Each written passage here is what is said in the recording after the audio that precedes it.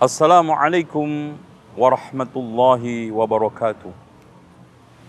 Alhamdulillahi rabbil alamin.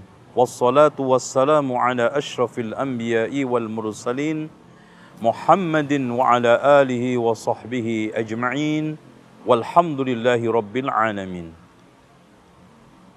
Tidak ada satupun manusia selain para rasul, para nabi yang tidak pernah berdosa. Bahkan Rasulullah SAW mengatakan, kullu bani Adam khatta'un wa khairul khatta'ina tawwabun. Setiap anak Adam pernah melakukan dosa. Dan sebaik-baik orang yang berdosa adalah yang mau menyesali akan dosa-dosanya dengan cara bertaubat dan nasuha. Malah Allah Subhanahu wa taala menantang lewat satu hadis, lau lam tudhnibu, kalau seandainya kalian tidak bisa berbuat dosa, la dhahaballahu bikum, Allah akan menyiapkan kalian, wala ja'a biqaumin yudhnibun, dan Allah Subhanahu wa taala akan ganti kaum yang bisa berbuat dosa. Thumma yastaghfirullaha ta'ala, kemudian mereka beristighfar kepada Allah Subhanahu wa taala, faghfarallahu lahum, Allah mengampuni mereka. Dengan demikian, kita sebagai seorang muslim yang ingin sukses, yang hari-hari selalu dipenuhi dengan dosa, tidak ada cara lain, tidak ada solusi kecuali kita harus bertaubat kepada Allah Subhanahu wa taala. Dengan demikian, ciri seorang mukmin al-muttaqun, orang yang beriman dan bertakwa. Walladzina idza fa'alu fahishatan aw zalamu anfusahum dzakarullaha wastaghfaru lidunubihim wa may yaghfiru dzunuba illa Allah wa lam yusirru ala ma fa'alu wa hum ya'lamun. Walladzina fa'alu fahishatan aw zalamu anfusahum dzakarullah, yaitu mereka yang ketika melakukan perbuatan keji atau mendolimi dirinya dengan kemaksiatan, cepat ingat Allah.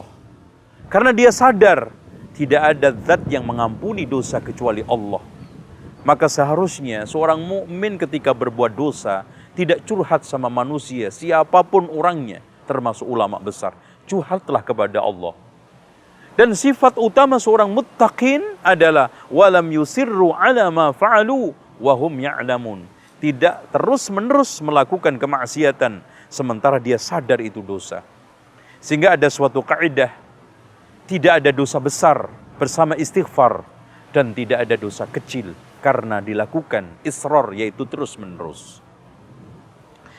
Dan istighfar memiliki faedah, taubat memiliki manfaat sangat besar. Sehingga Rasulullah SAW mengatakan, wa innahu la yughanul qalb, sungguh hati saya kadang gundah.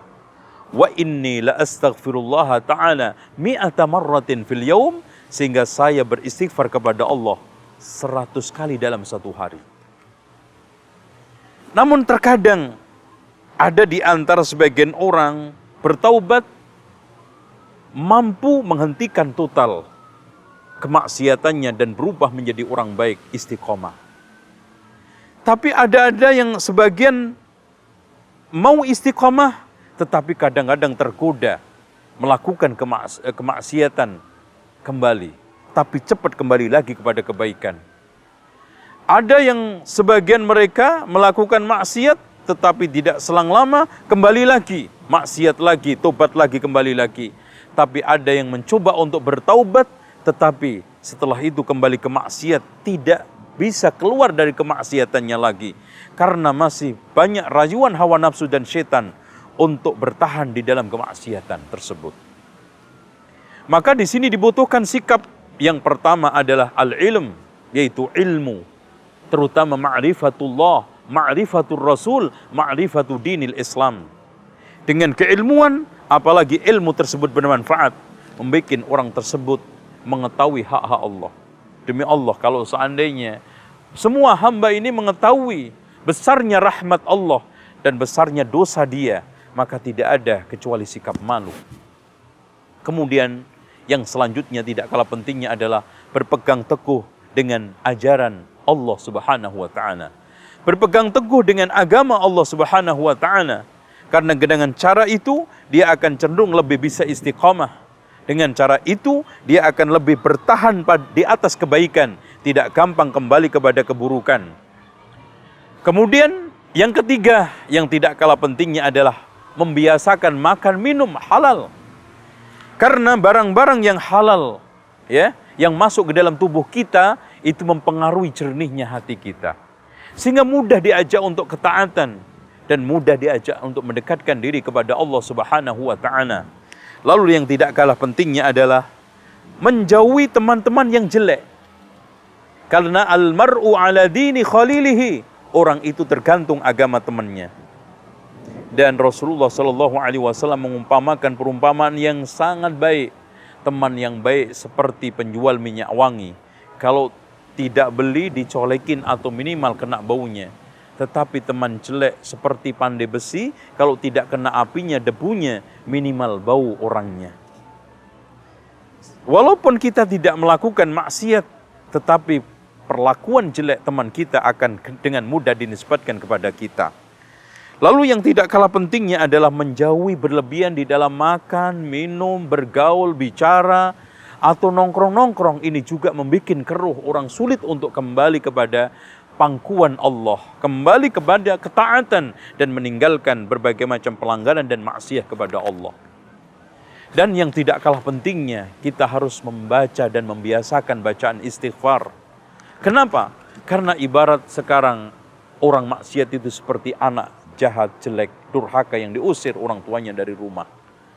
Tetapi kalau anak tersebut merengek-rengek, meminta dimaafkan, dan terus mengetuk pintu agar dibukakan, maka suatu ketika ibu yang penyayang itu akan membukakan pintunya. Dan Allah Subhanahu wa ta'ala lebih penyayang daripada semua itu. Dan yang tidak kalah pentingnya, kita harus berlindung dari syaitan, dari godaan syaitan yang menjerat manusia pertama dengan kekufuran dan kesyirikan.